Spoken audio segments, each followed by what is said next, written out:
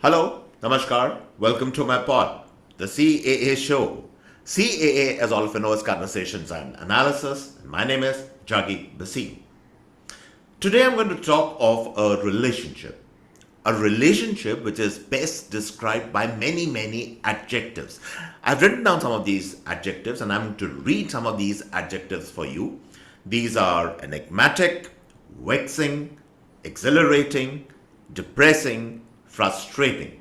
These are only some of the adjectives which I have written. There could be many more to describe this relationship. Is this a relationship between a man or a woman? No, it is not. I'm talking of a relationship between two countries. These are, of course, India and the United States. And if you think about it, on the face of it, one would argue that what is not common between the two countries? There is so much which we share, which is common between the two countries. We are both vibrant democracies. We have people in both the countries who value their freedoms, free speech. India is, of course, an emerging power, an emerging developing country, and the United States is, of course, as we all know, the lone superpower in the world. There is a lot of cooperation which is going on between the two countries in every possible field. Exports from India's biggest exports, the volume of exports and to the United States, that's the highest in the world. And there's so much of transfer of tech both sides. The diaspora in the United States significantly contributes to the US economy. We all know about these facts, and yet the relationship is ridden with complexities, with problems, with glitches, with misunderstandings. It is, to describe only in one adjective, it is a frustrating relationship. It literally is one step forward and two steps backwards. And why am I talking today of the India-US relationship? Because something very important is on the cards, which will, of course, which will unwind in the next coming few days. The Prime Minister Modi, is scheduled to visit the United States from September 21 to September 23rd. This is supposed to be a very important trip. All kinds of announcements could be made, all kinds of deals could be made. Something significant probably is going to emerge from this trip, and therefore I have taken this occasion to take a larger look at the India-US relationship. Of course, I'm going to expand on that in this podcast, but before I do that, as always, I would urge all of you to subscribe to the CAA show. It's so very simple. All you have to do is to press that red button on your screen. Subscription is, of course, completely free. And to become a subscriber, I would also appreciate if you could like the show. And if you like the video, please share it with your friends, colleagues, and peers. Now, let's dive right back into the main topic which we are discussing today in this podcast. Why do I say that the India-US relationship is one step forward and two steps backwards? Even as I'm speaking right now, news is coming in that a court in the United States has issued summons, hold your breath, to the Indian government, to entities like to NSA, our National Security Advisor, Ajit Doval, to Nikhil Gupta. Nikhil Gupta, of course, if you remember, was a person who's imprisoned now in the United States on charges of so-called carrying out an assassination plot against Pannu. The ex-Raw Chief Samant Goel, Vikram Yadav, all these entities, the US court has issued summons.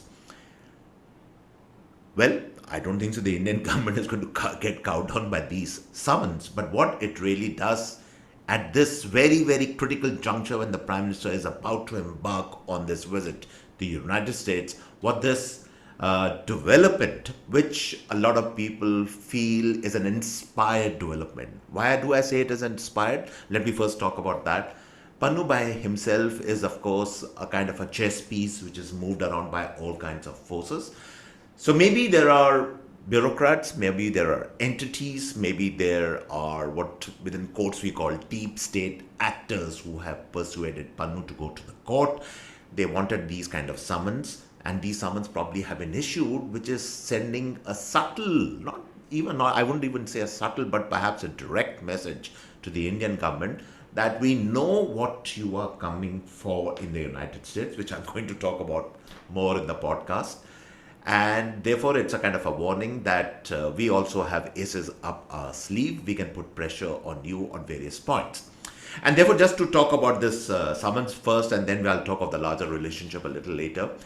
In the short term, it can be a bit of a, not a problem, but these are, again, irritants, I would say. Of course, there would be legal counsel and all that, which would reply to all these summons and all that. I don't think so anybody is going to even, the Indian government would even contemplate sending NSA Doval to answer these summons and all that. That's not going to happen. But it's an irritant. It is definitely an irritant. It is definitely meant also to be an irritant. It is, as I said, sending, however you want to take it, either a subtle or a direct message to the Indian government that watch out, we know what's on the cards and this is what all we can do also. Anyway, so that, let's park this issue out here and let's now take a look at the larger gamut of India-US relations. Now, what has been happening with the India-US relationship? Very, very simply,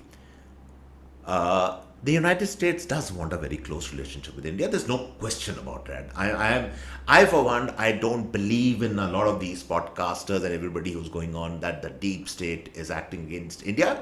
Of course, there is an element of the deep state which would be inimical to India, but they would be inimical, for that matter, to a lot of other countries, including to Britain also to that, the UK also to that extent. Whether the deep state in the US wants a regime change in India, again, is a very contentious issue. There is no clear proof of that. And if you notice in my podcast, I like to talk of things which are there. I don't want to talk of fantasy things. I dislike doing that. I want to talk of real issues and real developments, and then understand that the narrative which is around real developments and not some fantastical developments. So at the moment, there is no proof really that the US is looking for a regime change, like a regime change which has been done in Bangladesh by for that matter. I'm not too sure about that. That may not be. I have no idea about that. But what is more pertinent is the fact that there was a degree of interference in India elections, in the 2024 India elections, via the route of tech companies. Now, whether the tech companies were autonomous or they had taken it upon themselves to do this, or whether they were inspired or cajoled or their ribs were poked that go ahead and start needling India and start doing things where we want certain changes in India by deep state actors, if you will, I don't know. There is no proof of that. And we must stick to facts and to proof. It could be, it could not be again. But the fact is that there was a lot of fake news in circulation during those elections. We all know that.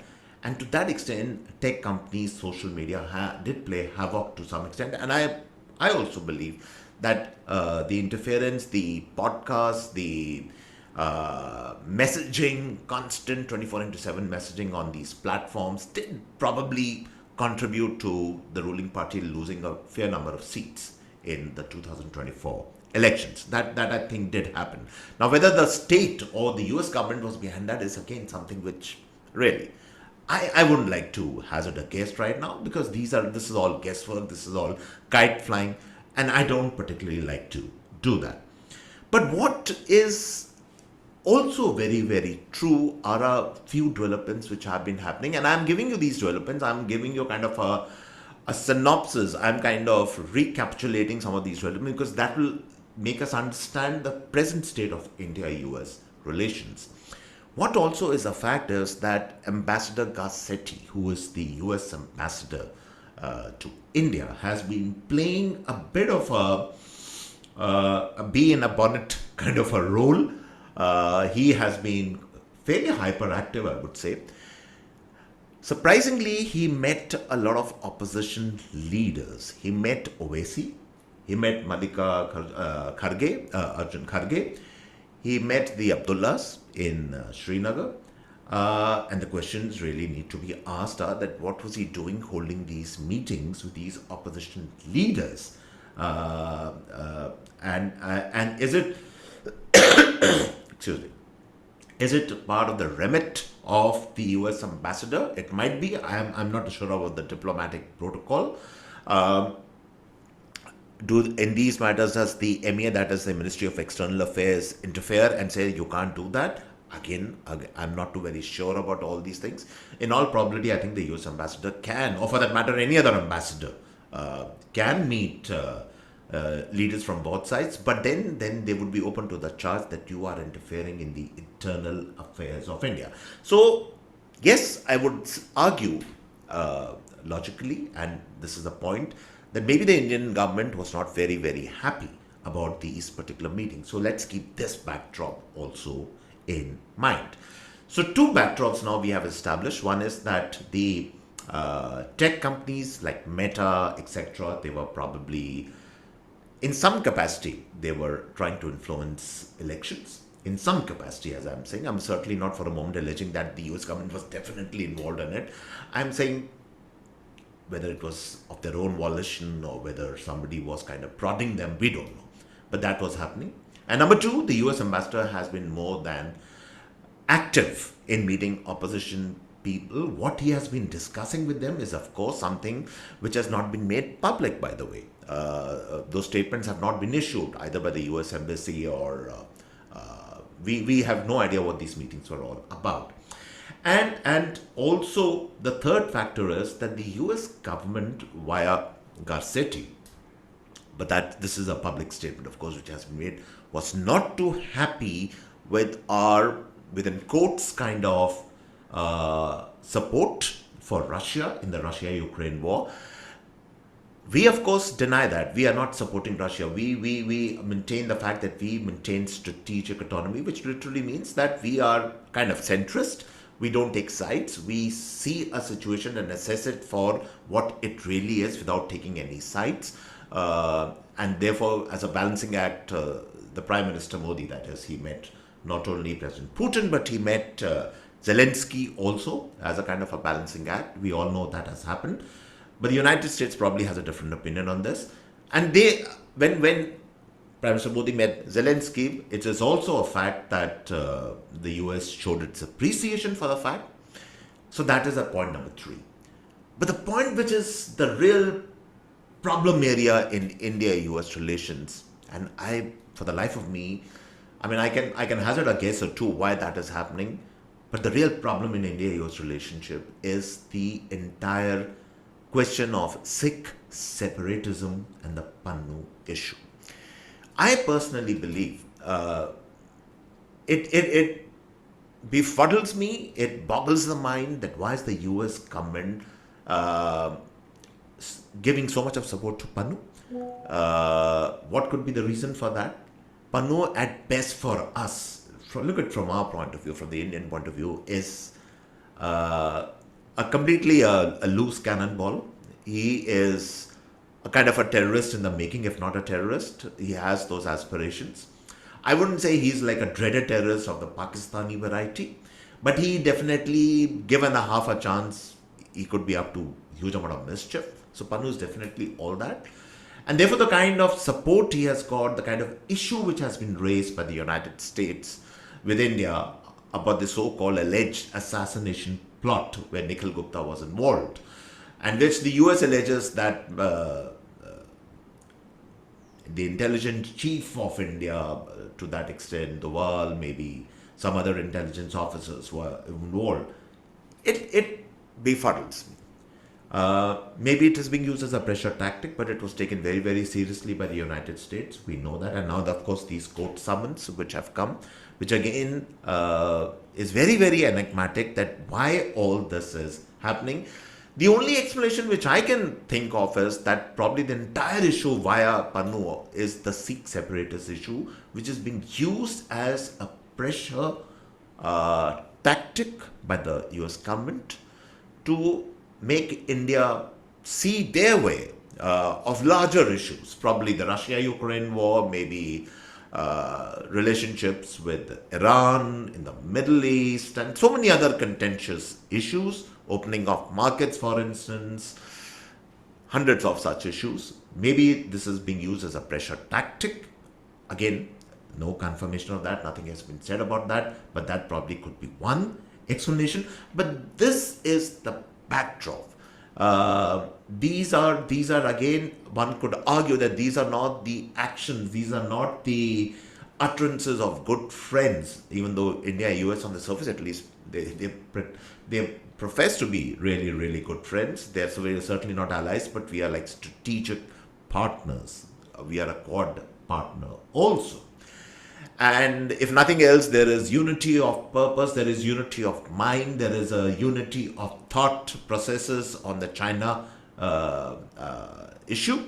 No question about that. But then again, there are some problems, let's say, because we started a defense, we have a very robust, as I said, the exports are, of course, they are thriving between India and the US. But the defense relationship is again up and down, up and down. We have, of course, as all of you know, we have bought these heavy lift transport planes from the United States. We have put orders for the Predator drones, which are very, very critical for our security. Those kind of drones, I don't think anybody else has. High altitude drones. We need those Apache helicopters and Chinooks, and all of these are top of the line defense equipment. But again, and in that region also, there was talk of the GE engines coming to India, but I don't think so that is really happening now. So as I said, maybe defense purchases, etc., might again be used as a bargaining chip by the US to put a kind of pressure on India. We don't know. That's the backdrop. So here's the thing. I think the Indian government at one level is desirous of a good relationship with the US. There's no question about it. Not at the cost of its relationship with Russia, but it understands that both US and India have so much in common. The young people especially always have aspirations to go to the US, and this back and forth between India and US has to be encouraged at all costs. And at the same time, the Indian government also, I think, is very wary of the interference. Now, either we fall for conspiracy theories and say the deep state is behind every action. I personally don't think so. I think there is, of course, meddling, there is troublemaking, but then all countries do that with each other to that extent. I'm certainly not going to suggest that the US government go so far as to bring about regime changes in countries like India. India is not certainly Bangladesh or Pakistan for that matter. Afghanistan certainly not. India is a major economy, a major country, and you can't do these kind of things in India really. It's not possible. But at the same time, we have to be cognizant of the fact that interference did happen during the 2024 elections, which cost the ruling party some seats, certainly. So that also is true. Now, in the backdrop of that, therefore, and I'm arguing now in this podcast, is the Prime Minister's trip becomes extremely important, because what everybody is going to be watch out for, what is the Prime Minister going to do in the US? Ostensibly, it is not that he's only going for a UN General Assembly, something. I'm not sure if he's addressing the UN General Assembly, but it's a fact that the Quad meeting is taking place in, I think, Delaware. President Biden is going to be, there's going to be probably a one-to-one meeting with President Biden also. There are going to be one-to-one meetings with the Quad members, Japan, Australia, of course. All that is there. There's some meeting also with the artificial intelligence and biotech chieftains of America. That is, maybe deals could be signed. All that is fine. But the real critical thing which is going to happen in the US is this diaspora meeting. Mark my words. There is a probability, again, this is pure guesswork, this is pure estimation on my mind as I'm joining the dots, that maybe the Prime Minister could make important announcements in this diaspora meeting in the United States. I think the diaspora meeting, if I'm not mistaken, is on the 22nd of September. And as usually, as you know, the US diaspora meetings of Prime Minister Modi, these are big ticket events. Lots and hundreds and thousands of people come for these meetings. Maybe there is a probability, but it might not happen at all. Maybe it could be the usual diaspora meeting, and in the usual diaspora meeting, the Prime Minister, of course, he's at his humorous best, as we all know, but he also gives a kind of a cataloging. He makes a cataloging of all the achievements under his tenure, under his stewardship. We also know about that. It could be just that only. But there is another possibility that he could make these very, very strong pronouncements where he could announce that he is meeting maybe President Trump. He could meet President Trump. It's not confirmed. Nobody has confirmed this. MEA has certainly not confirmed this. He could also announce that the deep state in the US had been interfering in the 2024 elections, which means what would Modi really be doing is he would be doing what is called a tit for tat. If Kassetti had been meeting the opposition leaders in Delhi and in other parts of the country and building a kind of an opposition coalition, talking to them and what the US could do to help their efforts. If that is true, remote possibility, but if that is true, then the Prime Minister Modi could probably be doing the same thing in a tit for tat in the US, where he could meet Trump, where he could make these announcements, make these things public. Because all these things, if they have been happening, as I said, I have no confirmation, I have no idea if these things actually have been happening. This is conjecture at best. But if these things have been happening, then the Prime Minister, and if he makes it public, then he would of course verify that such things have been happening. He could show his displeasure, he could talk about it, he could send a message to the United States that, guys, if you're going to interfere in our internal affairs, then we also have a right to meddle in your internal affairs. And what could be more galling, I would say, for in the US if the Prime Minister goes and meets President Trump? And believe you me, right now in the US, politics is even more polarized than it is in India. It is like people supporting Kamala Harris, people who are supporting Trump. I mean, they could be like people who are living on different planets in every possible way. We know that. So this is what we really have to watch out for in this visit of the Prime Minister to the United States. The meetings, the one-to-one meetings, the tech meetings, all that, I would say blah, blah, blah, blah, blah. That is something which happens all the time in all these important visits. That's fine. But what really has to be watched out for is this diaspora meeting. The public pronouncements with the Prime Minister makes. And if the Prime Minister does that, if Modi does that, then it means it has implications for a larger game plan. Then it means that at one go, the Prime Minister would be telling the US, back off. We know you're interfering. We can also do the same. But more important than the US also would be a message back home that now it's open season. It's open season. We know what has been happening. We know the support the opposition you guys have been getting from outside. All these so-called conspiracy theories of deep state, etc., probably partly are true. Now we're going to come after you. And it could happen. And I'll tell you why. There are signs that polity is going to become far more aggressive and vicious in the coming days. If you have noticed, immediately after the election, the opposition leader, Mr. Gandhi, was on the attack. He was actually walking away with all the kudos and all the fiery speeches he was making, etc. I think maybe the government deliberately kept quiet during that time. But now in the last few days, I have noticed that the government has really gone on the offensive. If not the government, then the party. The BJP has gone on the offensive. There are statements coming from mid-level party leaders of the BJP which are really going after Rahul Gandhi. Vicious statements, a lot of them, I would say. But then, it's like fire with fire. It's that kind of a philosophy which is being unleashed right now. And therefore, what excuse me, what the Prime Minister, if he embarks on this course of action, is he would be killing two birds with one stone. He would be signaling to the US that, guys, we know what you are doing, and we are not going to sit back and take it, number one. Number two, sending a message also to the opposition back home that we are coming after you.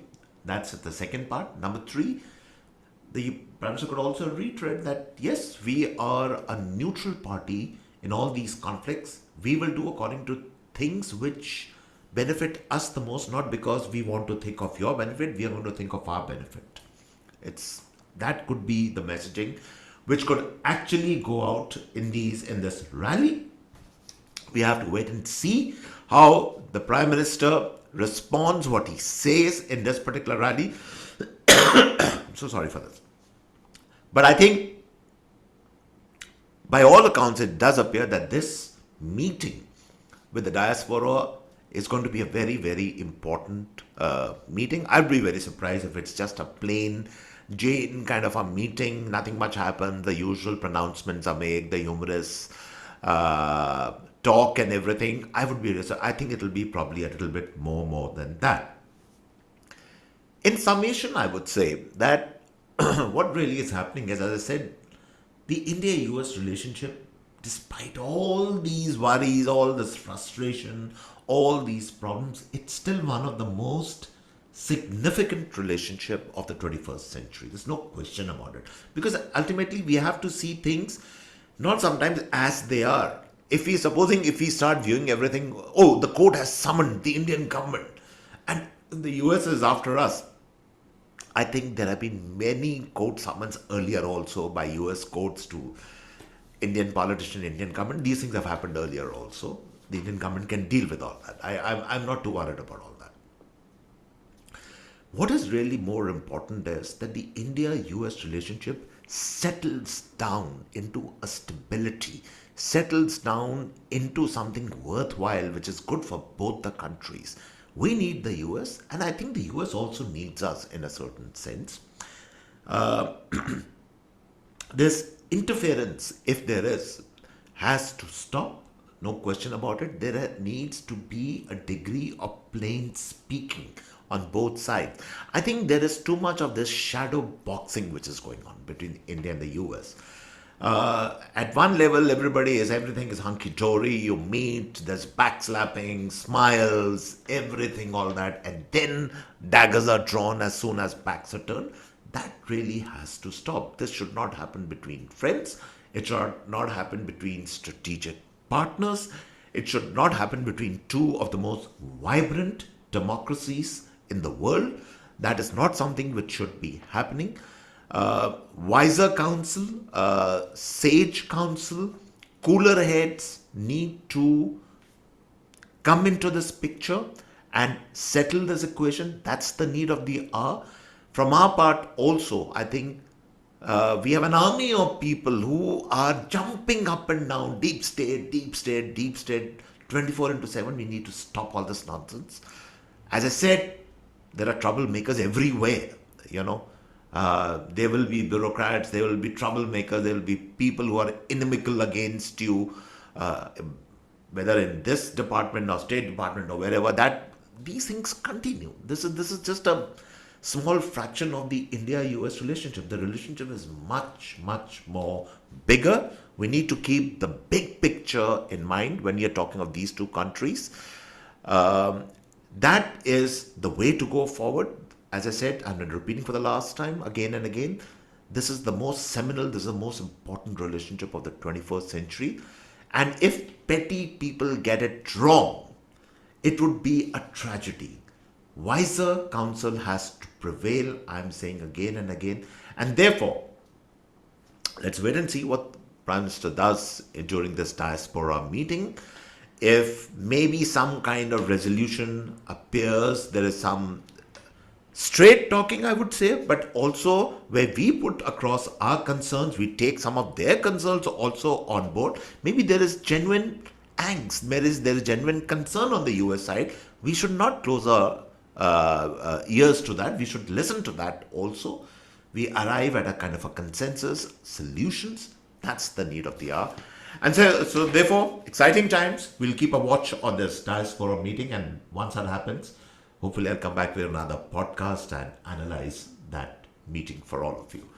And so on this note, I come to the end of this particular podcast. Thanks for listening, and cheers till next time.